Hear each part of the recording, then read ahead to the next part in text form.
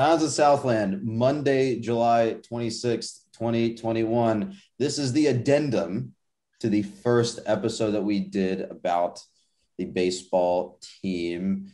This is the discussion that I have been dreading having the entire week, really the entire 2 weeks, because the posting about it has been so exhausting that I just okay. Do the intro to introduce the topic.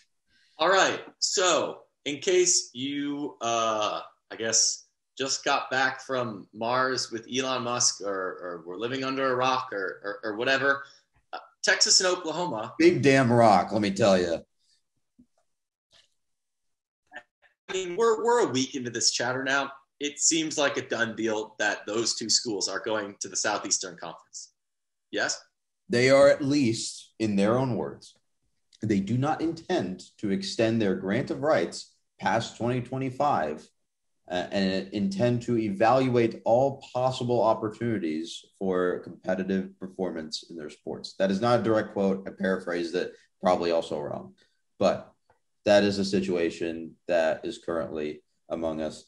Today, this is ostensibly a Georgia Tech podcast. And if you want to extend, it is an ACC podcast. Mr. Grant, why are we talking about this? Because Texas and Oklahoma going to the SEC creates an obvious and clear, I guess, danger to the ACC. It creates an obvious need for the conference to do something, anything, because this sport is a money game these days. Texas and Oklahoma represent a lot of eyeballs. And even if that does mean, shredding historic rivalries, Bedlam, Texas, whatever you have. The ACC is already looking up the money mountain and seeing the Big Ten and the SEC at the top of the pile. And the only thing being locked in longer than the yet to start SEC contracts length that can fix that is something drastic, something different. Am I saying it's likely? I don't know. Do I have literally any sources other than the same thing that all of you wonderful people can look at? Posting. Never stop posting, Jake. Never stop posting. Please keep posting. I guess I... No, actually log off. Extra points, but please log off sometimes because this week has been just... The posting has been too much. So, too much speculation, too much rampant speculation. I don't even want to unbox this 20-team SEC, Ohio State, Michigan to the SEC, Clemson, Florida State, wild. That's an rumor is. I think that rumor was debunked. I was going to say there's some limits here, right? We have some decency. It's the Southeastern Conference. Decency doesn't exist. So before we crack into the ACC options, I would love to parrot something I heard because it was a wonderful take. So with 16 teams in the SEC, pods, they should simply split into two 8-team conferences called the Southeastern Conference and the Southwestern Conference. God, I hate you. I knew you'd hate that. God, why? Ugh. Time and conference realignment is a flat circle. It's a flat circle. And in that flat circle, I think at the top of the list, we need to talk West Virginia University. Let's talk West Virginia University, but from the meme perspective, not from any sort of valid financial or fiscal logic. Because academics, Akshay. Okay, the academics is also technically a meme because last time when conference realignment came around, that was a deciding factor that their academics weren't as good. However, in the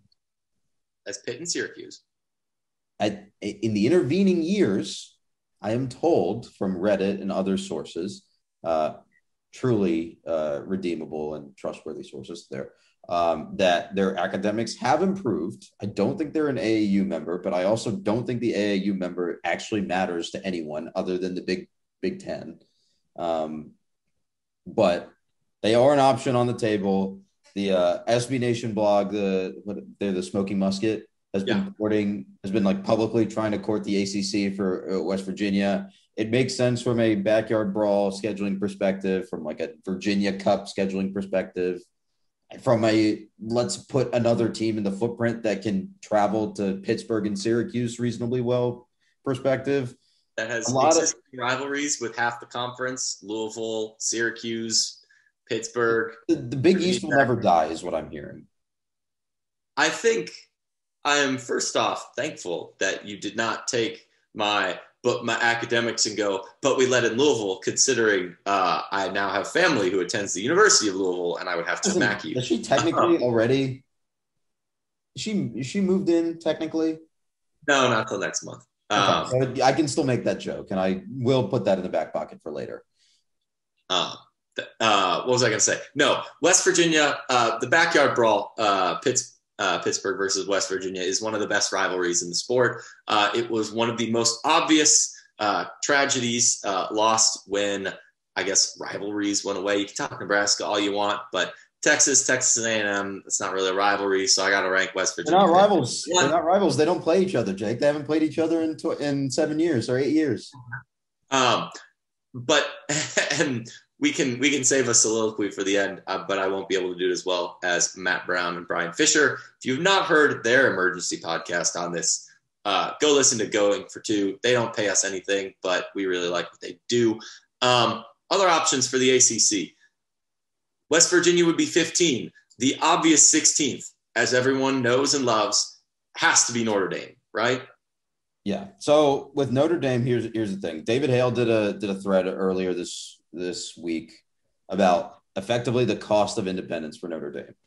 Based on their TV deals, it's costing Notre Dame about $6 million in annual value for them to be independent. They make something along the lines of like 15 or $16 million off of their Notre Dame deal, and then they add a couple $1 million off of their assorted non-football sports that are in the ACC.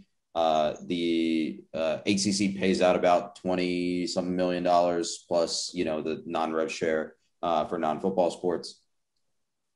All in all, they are paying about $6 million to be independent. Is that a cost that Notre Dame wants to continue to eat? Is that something that they continue to think has value? That is not really for us to evaluate and say. That's more of a Jack Swarbrick conversation. I do know, I do feel, let me use better words because I have no sources. I do feel that if you can make the revenue proposition here a little sweeter with Notre Dame in the conference, and you can shore up that, not only that $6 million gap, but make them see that gap would double or triple if they didn't join the conference. And they were shut out from playoff access even further, despite them, there's, especially with the 12-team playoff coming, I think there's some merit to that. It's possible. I mean, they're locked in until 36. Their grant of rights can't go anywhere other than the ACC until 36, and the media rights deal for the ACC expires in 32. So it's got to be the ACC. It can't be anywhere else. I wish we could tell them to shove off with this 5 ACC games a year nonsense. Like, to be fair, in their defense, they were having trouble scheduling November games. From what I've been reading, before they signed the scheduling deal, they were having trouble scheduling November games. And so having those 5 ACC games on their schedule gives them, it's a revenue sharing agreement effectively for those games. Yeah. I mean, that's obviously true. And I'm not going to dispute that, but it hamstrings the conference, right? Because what are you going to do? Add a 16th team and then, now we got to add Notre Dame, and then it's 17, and then what are you doing? You're cutting Memphis adrift on a raft. Not that that's going to happen. I'd highly doubt. Yes, noted Atlantic coastline haver, Memphis. Yeah, you get what I'm saying, or Cincinnati or UCF, because after West Virginia and Notre Dame, Cincinnati, yes, but that's a group of 5 school. Like after that, like where are you turning? Out to the Texas schools? Like that's completely unthinkable. even at a basketball level, right? Like sending women's basketball to Waco or Manhattan, Kansas, or Stillwater or whatever. Also, think about the amount of money that they have to spend on rebranding the conference. Billable hours remain undefeated. They can't call it the Atlantic Coast Conference anymore. Which just dust off the old Metro Conference branding from the dustbin. Which no, we're not doing that either. Again, we have no better sources than you. This is just us spitballing because it's interesting. Notre Dame, West Virginia, I don't, maybe Cincinnati. I don't think anyone else is out there that would shift the needle and be productive for the conference, right? Like you can't really do anything more than that. Like I don't know. And nothing's going to move the needle in our favor the way a Texas and an Oklahoma are going to move the needle for the SEC. And the same is true for the Big Ten and the Pac-12. There is no combination of Texas Tech, Baylor, top G5 programs, Kansas State, Kansas, Iowa State, that is going to Oklahoma State, that is going to suddenly make the Big Ten now equal with this 16-team behemoth in the Southeast or sending them out west. Like that's just not going to happen. So here's my piece with that point. I don't necessarily think you're right with the Pac-12 because that revenue gap is a lot larger. I think that they can close that gap with adding some of the Texas schools. Really? I think that, well, not close it entirely, but at least make it at least comparable to the ACC's gap. Because right now you're talking about the Big Ten and the SEC being those top two in terms of revenue share per school. Then the ACC is number 3 or tier 2, and then the Pac-12 and the Big 12 are far below, right? The Pac-12 now has an opportunity to redo all of those TV deals and also do away with the Pac-12 network, or at least give it to ESPN or Fox and have them produce it so that cost comes off of the books. It doesn't hamper conference revenue. And then also, if they add teams, they have more product to sell to ESPN and Fox and be like, we're not going to put this on a channel that no one gets anymore. And we also have more teams. So let's renegotiate this deal and see where we can improve it. The problem with the Big 12 is gone. Like it's not going to survive this. It's not going to survive at 8 teams. It's a 12 team conference name that has been at 10 for the past decade.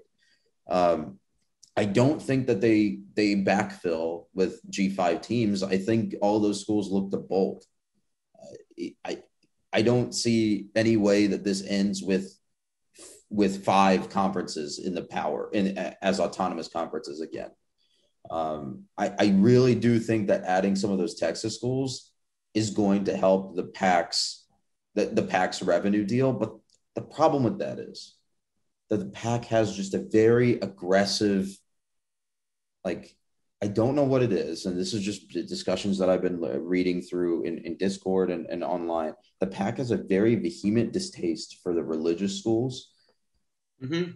I don't know what it is. I'm not even going to pretend to speculate, but so you're tossing out just in Baylor and TCU at a high level. So what does that leave? Oklahoma State and who else? Texas Tech. Yeah, Oklahoma State and Texas Tech are going to the Pac-12. Like, okay, that's now puts you at Pac-14. Maybe you bring in a Colorado State to spice up Colorado. Maybe you bring in Wyoming to sort of lock down the Rockies, everything west of the Rockies. What about Boise? I feel like there has to be a better option. Or Boise. Add something in your footprint. Or Boise. I mean, if you add Nevada and you add there's ways that the Pac can get to 14 or 16 and expand their revenue share. I genuinely think that they can be competitive with adding some of these schools. But at the end of the day, that's to say, having more product equals more money at some fundamental level too. Well, yes, but also, does that increase outweigh adding all these schools too? Because the pie is getting split more and more ways. Yeah, but it's just it's an optimization problem, right? It is like to make it sound. It is. It's how many more teams can you add until like the revenue share, like you don't gain substantially in revenue share, right? It's something that George Kliavkoff, who's the new commissioner of the Pac-12, is gonna have to deal with. I mean, he's already thinking about putting the he's already thinking about putting the headquarters in Vegas instead of San Francisco. So that's if I was reading that correctly. So it's been a busy July, busy first month of the job for George.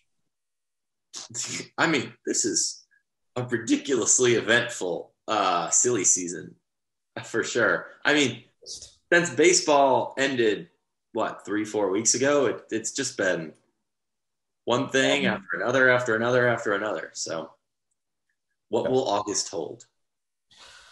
Hopefully just normalcy. God. Here's my piece. To circle this back to the ACC. Do you have anything on the ACC specifically left? Because I have a bit that I want to do. I mean, I got my West Virginia in. I got my Notre Dame in. After that, the options steadily get worse after maybe a Cincinnati. Like that. That's what I got. Okay. Here's my thing.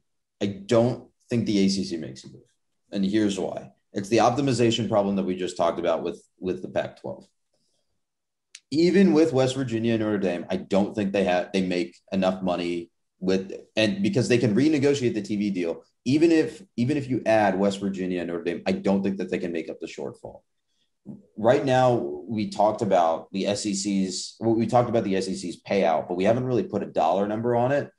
The SEC's payout in 2023 with ESPN and the Mouse and all that deal going into effect, you're talking about $50 million per team.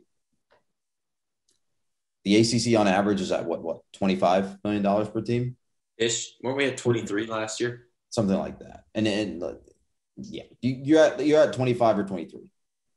You have to make up about a $25 million shortfall to compete with the SEC. So let's just we don't have to go full SEC because obviously the product is quote unquote not as good. Fair point. Let's say you only want to get to $40 million per team per year. You still have to make up $15 million. I don't think that West Virginia and Notre Dame get you there. I think there are other steps that you can take to get you there. I think Kiefer from the writers' room had a good point, is that the network is owned by the conference, right? The ACC network is owned by the conference, not ESPN. So any better ad revenue that they get, any better ad deals that they cut, that revenue goes straight to the schools. So that's a place that they can improve. Another place is if they get picked up by Comcast, which that deal is still in progress. I think Jim Phillips reported on it during media days. If they get onto Comcast and then they get onto not just the Comcast sports package lineup, but they get onto the main line, same as ESPN lineup, that's another revenue stream. It's possible that Notre Dame gets them there. There's a couple of numbers that Kiefer provided as well. Like getting on Comcast main lineup would be worth $252 million to the channel. ESPN obviously gets a cut of that for running the production, but the rest of it would be paid out to the schools. Right. So I have no idea where that number comes from. I'm going to be completely honest. Oh, I have no idea where it comes from either. But even if we're taking that as fact and you say that ESPN takes a 20% cut, let's do some napkin math here. You're talking about. There's no way you do this on a real napkin. Oh, no, I'm doing it via Spotlight. So you're talking about if ESPN takes a 20% cut out of that number, you're talking about $200 million roughly. That's going to the conference, that's going to the schools. Dividing that by the now 16 team payout is about $12 million. It's not bad. It's not bad, but remember your existing payout is decreasing once you add those teams. So now it's a moving target is what I'm saying. There are things that you can do to hit the target, but it's like hitting a bullet with a smaller bullet whilst wearing a blindfold while riding a horse. Yeah, it's tough. So I don't think that they make the move. I really don't. I think Notre Dame is going to value independence too much, and then for the value of adding West Virginia does not make sense fiscally.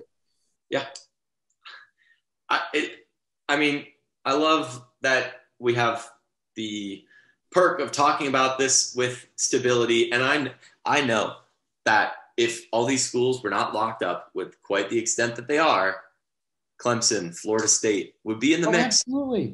I wish that Georgia Tech would be on that list, but I know in my heart of hearts that we would be way down that list of being asked. Because let's face it, Clemson is the bigger brand by a lot at this point. So I guess it keeps the band together, but it keeps the band together by threat, though, is the thing, right? Because if the ACC TV deal works the exact same way as the Big 12 TV deal, and I'm making a very large assumption with that, the grant of rights, the exit fee is going to be the TV revenue, the annual TV revenue share that the team receives.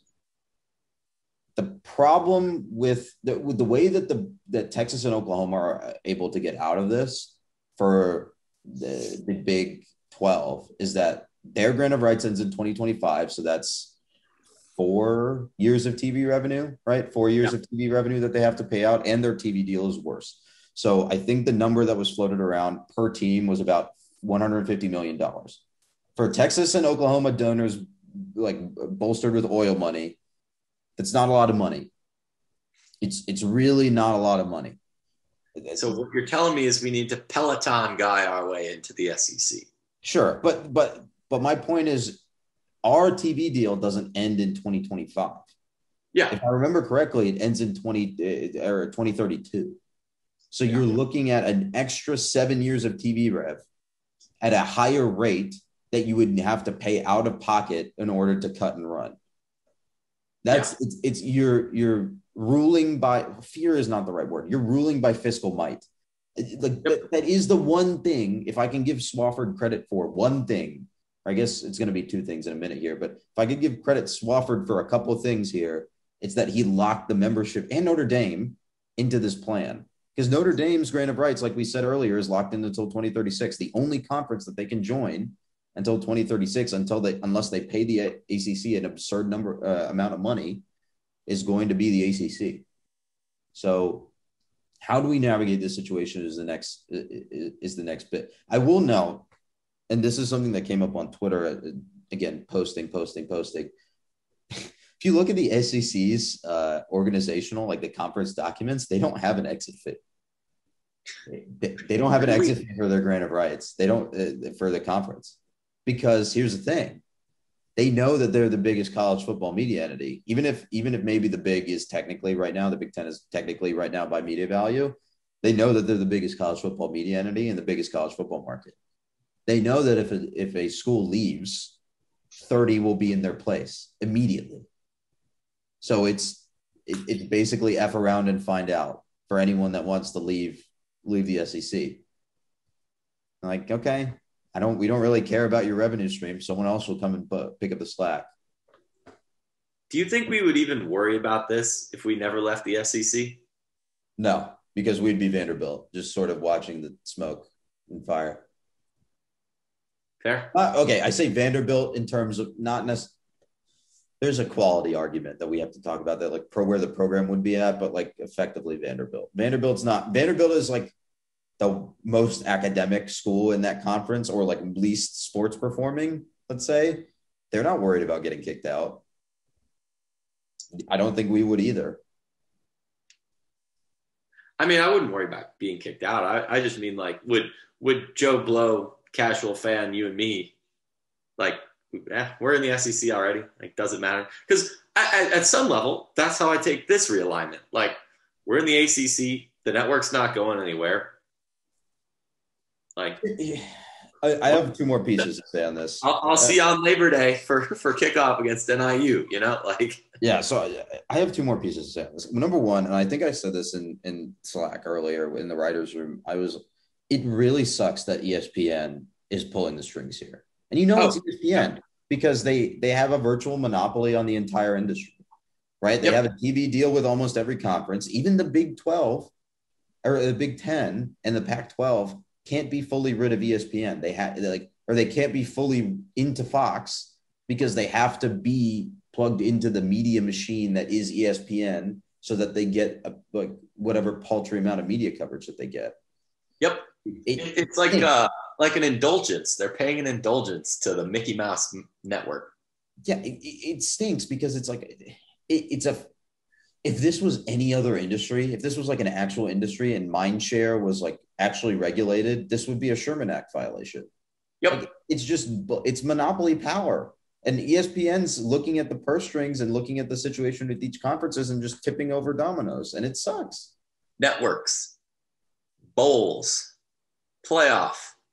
The playoff is entirely ESPN collection show, right? Like you can't turn it anywhere else. Like we are never going back to the era of you can tune into Jefferson Pilot for 3 games on a Saturday. Like it's just not the world anymore. It sucks. I'm about to go turn on ESPN right now, and I can still say it sucks. Like go watch NBC Olympics time, my guy. No, we are past. We've missed all of the Olympics coverage verbally posting today. But it stinks. It stinks because you know that ESPN. You don't even have to be a conspiracy theorist to think this. ESPN is the one like tipping the dominoes here. Well, because they look at media rights and they whisper in ears and are like, hey, ESPN, hey, sure is interesting how that Big 12 media share, that revenue share that you get is a little tiny, isn't it? And then what are they going to do with the Longhorn Network? They have a whole TV channel. Where's that going? Oh, that's gone. That's gone. But you're also getting $50 million a year from the Mouse. Oh, yeah. And I think the thing that is most bizarre about this is like part of me would be like excited to see some realignment. I would love to see A&M, Texas, Arkansas back on the schedule. But like Oklahoma, they don't have any other than Texas and A&M. They don't have, and I guess maybe Missouri, they don't have that like long-standing history with any of those teams, right? I will say it's intensely funny. Texas play South Carolina in 40 years. Well, maybe not 40, but like in like 8 years when they actually get to play each other. Who knows? But pods, Jake. But pods. The thing is, though, with the Notre Dame, not so much Notre Dame, but like West Virginia, a move like that would make me legitimately excited. Like I know that's a weird double standard to have, but like, and one makes like the thing is like as a history buff, you see that potential for historic rivalries to be reignited, and you're like, okay, now I'm excited about this change because it brings a familial hate right back into the fold. Whereas you look at Oklahoma effectively using Texas as a meat shield, as someone noted on Twitter. I think it was Richard Johnson noted on Twitter for this whole escapade. Yeah. And Oklahoma it doesn't have any sort of relationship with like you can say that it has a relationship with Arkansas from the Southwest Conference, but nope, they weren't even in the Southwest Conference together. It was Arkansas and the Texas schools. Yeah, I mean, like you can go maybe that far, like to make that leap. But maybe Missouri, Big 12, Big 8. You can say Missouri and A&M, but like you can't really make that argument for the rest of them. And it's just I think the thing that sucks most, other than the ESPN bit, is that this is just like a revenue decision, right? It's all a moneyed decision, especially for Oklahoma. Like it's a blatantly money competitive decision. I mean, and then you can completely unpack why does Arkansas or Mississippi State or South Carolina or Kentucky ever say yes to one of these? There's so many levels of just, I don't know. It's never going to be 2008 ever again. But the more important thing is, especially for a guy like me and to an extent a guy like you, it's never going to be 1962 ever again either. Georgia Tech is never going to have a schedule that includes Tennessee, Georgia, Clemson, Duke, Auburn, Vandy, like at the same time ever again. Like that is just not the world we live in anymore, where you play 6 conference games and then you play 5 games against anyone, and those 6 conference games are your historic rivals anyways. Like that's stinks. The whole thing stinks, and it's going to get worse. There's no way it gets better. Well, I mentioned this earlier, or actually you mentioned this earlier. Imagining if Clemson's Clemson and the ACC's grant of rights expired in 2025 too. Think about what happens. But they're not a new market, Super League thing that got completely busted up in May in Europe because of UEFA action happens. Yeah. It would happen. So and there's no centralized authority saving that off for a decade. Oh yeah, and there's no, the NCAA has no power to be like, all right, go back to where you came from. What was I going to say? We have to tie this in because the nature of our podcast to what that also means for basketball. I think I know this isn't on our sheet, and it is one thing I want to get in there before we go. Football gets the vast majority of our attention, of media attention. Even though we try and, we just spent an hour of your nights or days or whenever you're listening to this talking about baseball, right? We try and do that. We talk about track, we talk about swimming, whatever. Even a sport like basketball, seen as, like that's the one where the underdogs always get it, yada, yada, yada. 2011, big effect on what we see today. And that's only going to get more and more true where you see conference schedules getting bigger and bigger, less non-con regular season, more, hey, Georgia Tech, you're going to go play a game. I guess we kind of have a nice little broiling blood going on with Syracuse these days. But hey, Georgia Tech, you're going to go play Boston College twice. Okay, that doesn't get me going, right? and I guess it's a little bit different since we don't have quite the same historic, weird, identity fractured crisis that we do in football where it's like, remember when we played Auburn all the time? No, like basketball is a little bit different. It's, hey, like it's Duke, it's Notre Dame, it's Clemson, but you're in the premier basketball conference, so it doesn't matter. And it doesn't, on that level, it doesn't matter, but it still erodes the, hey, non-con, go play Tennessee, or hey, you're going to let in, like, frankly, this is a bit of a hot take. I don't mind playing mid-majors. I grew up rooting for a mid-major. Like I like seeing that cross-play. And as conferences get bigger, as we see in football going to 8-9 games, like you're not going to see, it becomes less and less likely that the USFs of the world get to play at Georgia Tech in football, or I guess Wichita's in the American now, so that's not a good combo. But like say St. Louis, like Atlantic 10, your VCU Rams, whatever, playing Illinois or Georgia Tech VCU. That was a fun game. You get what I'm trying to say with this, right? Like the trickle effects, football is the most poignant because the most of that schedule is the conference schedule. And there's only 12 games, but the same knock-on effects just happen across the board. And it's just demoralizing, The irony of your statement, I think, is that Texas and Oklahoma are actually improve the SEC stature in a number of non-rep sports. I would say they are now a swimming power conference. Dude, they were already the power conference in swimming, but but like we're talking like PAC, like they are equivalent to the PAC now, top to bottom.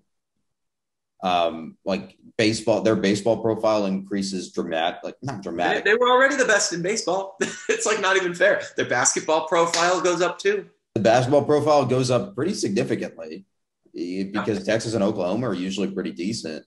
And you can slot Texas and Oklahoma. They're softball programs.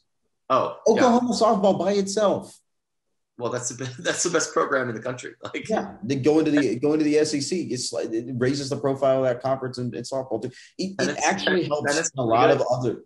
It helps in a lot of other spaces. Like like I get your scheduling argument, but from a competitive standpoint, in some of these non-rev sports or even some of the rev sports like basketball, like it kind of does. Like the shoe kind of fits. I'm not saying it's a good thing. But I don't think that shoots down my argument that I don't think it does at all. It definitely makes for Rice is not going to be playing Texas nearly as much or something like that, or Tulsa, Oklahoma, like that. That's I don't know. Obviously, I see sports, and a lot of people see sports with historic, nostalgic, some sort of blinder in some sense, and I don't know, like. not that this is inevitable. It's sad that it kind of feels inevitable, but sports are about money. That's where we're at. College athletics has always been about money. Don't let anyone else tell you anything better. It was never about amateurism. It's never about purity of sport. It's always been about money. Speaking of, before we, I guess, wrap this up, I was in Philadelphia this weekend, and I found our favorite lecturer at Georgia Tech on the likes of amateurism, whatnot, and pay in college sports. Actually ran into not one, but two. Johnny Smith, Georgia Tech sports history professor, books at this random antique bookshop, as well as two of my ME professors had random engineering books in the store. So, you never know when you're going to run into the tech connection.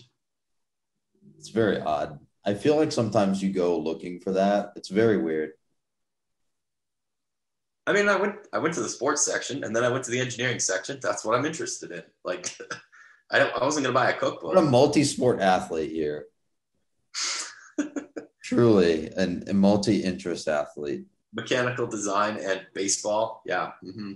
Okay, we've been sitting here for almost 2 hours. We need to. It's Olympics time.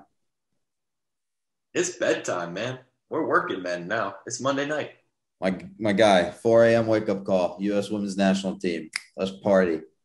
All right, I'll see you in 6 hours. You absolutely will not. You will not, because I will be up. I will not. Okay. We will see everyone next week, or I guess when I don't know. Listen to the other part of the episode. We didn't do an outro for that one. Like an hour and a half ago. Like, go listen to the other one, or if you're listening to this, or if you're listening to that one, go listen to this one. I don't know. Figure it out. It's late. Bye everyone.